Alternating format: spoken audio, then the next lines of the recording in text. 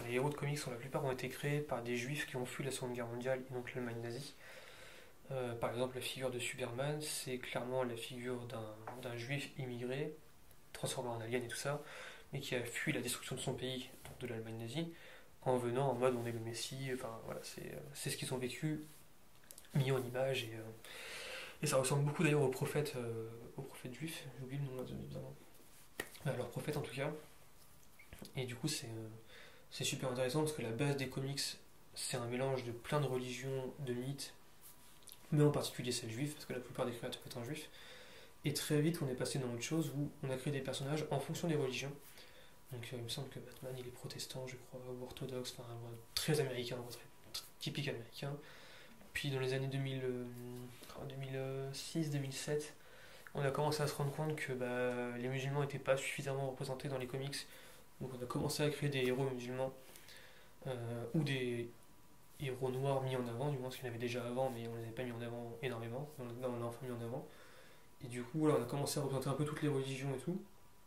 Ce qui fait que pour le réalisme émotionnel, donc s'identifier au personnage, c'est quand même beaucoup plus simple quand c'est bien fait. Quand c'est juste de l'argument marketing, ça n'a plus de sens, mais quand c'est bien fait, c'est beaucoup plus simple. Et du coup, on a commencé à avoir des héros africains, des héros indiens, musulmans, à travers une femme en plus qui s'appelle Kamala Khan. Et Kamala, ça veut dire quoi déjà en arabe? Ça veut dire merveille, je crois, ça veut dire merveille, un truc du genre. Bref, le message poétique est derrière. Ensuite, on a Miles Morales, qui est le nouveau Spider-Man, qui est basé sur Barack Obama, parce que c'était à peu près en 2007 qu'ils l'ont créé, 2008. Et en gros, qui était un mix entre, comme Barack Obama, entre un afro-américain et portoricaine, je crois, un truc du genre, sa mère était. Pareil pour le personnage. Voilà, on crée des identifications comme ça, donc niveau religion, je crois qu'il est musulman aussi, Miles, il me semble. Enfin, ou en tout cas, en tout cas, il n'est pas chrétien ou comme ça. On a commencé à faire ça. Et très vite, en fait, on a commencé, en créant tous ces personnages-là, on se rend compte que ça crée une mythologie entière de comics.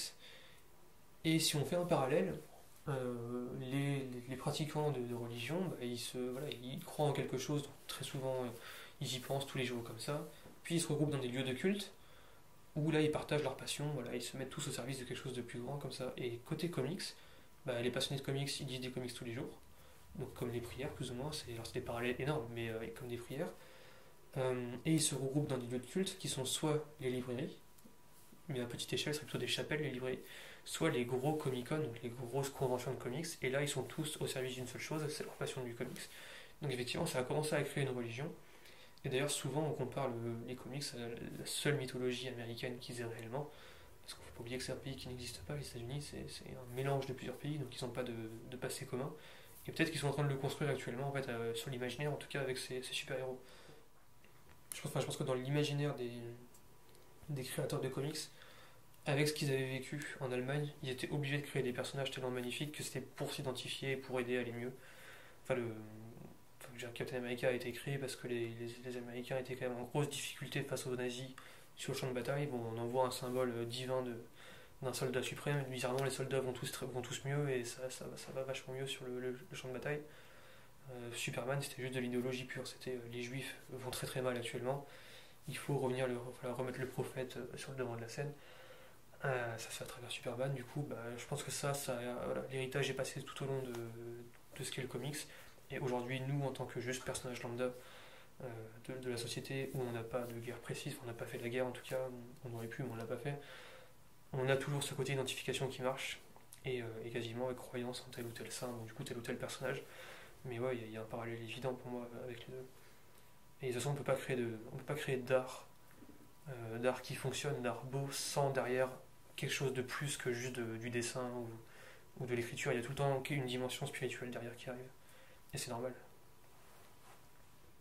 Et c'est marrant parce qu'on revient voilà, c'est le cycle infini, quoi. Genre, les super-héros sont basés sur les mythes arthuriens. Les mythes arthuriens sont eux-mêmes basés sur les mythes nordiques, celtes, grecs et tout ça. Donc en fait, ça revient, on refait la même chose. Donc peut-être que d'ici 200 ans, on dira que les comics, c'est une vraie mythologie et que c'est pas juste du fantasme marketing que nous on a connu en tant que fantasme marketing avec des messages derrière, mais ça restait du business derrière, enfin du business à la base, quoi. Donc c'est super intéressant ça, à regarder le parallèle entre religion et comics. Il y en a plein qui travaillent là-dessus. Et en film, celui qui en parle le mieux, c'est Zack Snyder à travers Man of Steel et Batman vs Superman. Lui, il a parlé de ça, du côté divin des super-héros, mélangé avec le côté des hommes à travers Batman, justement. Et les films sont absolument incroyables parce que tout est basé là-dessus. Enfin, c'est de la religion à l'état pur, ces films-là, vraiment. Donc voilà, je conseille vraiment ça aussi.